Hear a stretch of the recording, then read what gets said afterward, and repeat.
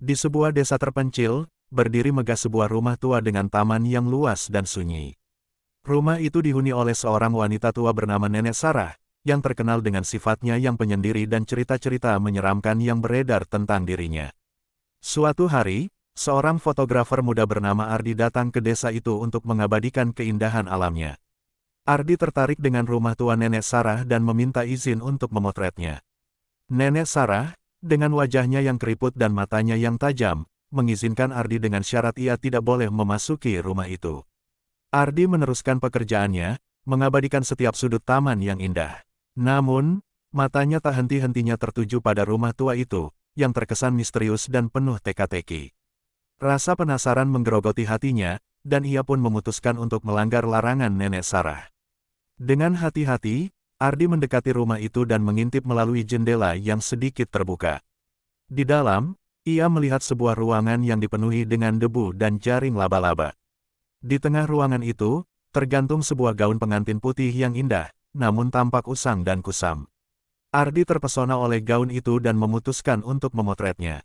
Ia mengambil kamera dan mengarahkannya ke gaun pengantin. Saat ia menekan tombol rana, sebuah suara aneh terdengar dari dalam rumah. Ardi terkejut dan berbalik, namun tak ada seorang pun di sana.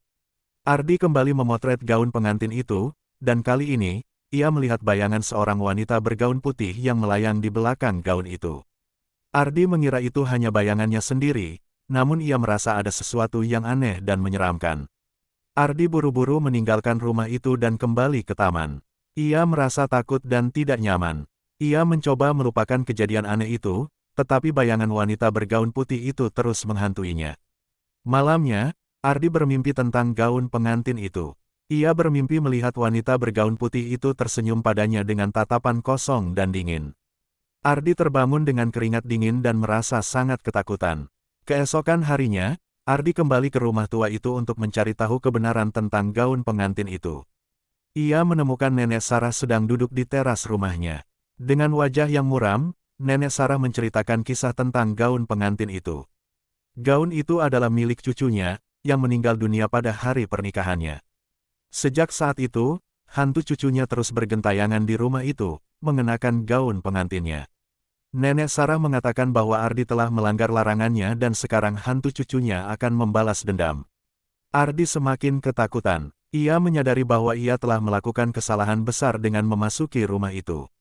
Ia mencoba melarikan diri, tetapi hantu wanita bergaun putih itu telah mengejarnya. Ardi berlari sekuat tenaga, tetapi hantu itu selalu berada di belakangnya. Ardi akhirnya terjatuh dan hantu itu mendekatinya. Ardi menutup matanya dan menunggu ajalnya. Namun, hantu itu tidak menyakitinya. Ardi membuka matanya dan melihat hantu itu menatapnya dengan tatapan sedih. Hantu itu kemudian menghilang, dan Ardi merasa lega. Ardi berjanji kepada Nenek Sarah bahwa ia tidak akan pernah kembali ke rumah itu lagi. Ia meninggalkan desa itu dengan perasaan takut dan trauma yang mendalam. Sejak saat itu, cerita tentang gaun pengantin itu menjadi legenda di desa itu.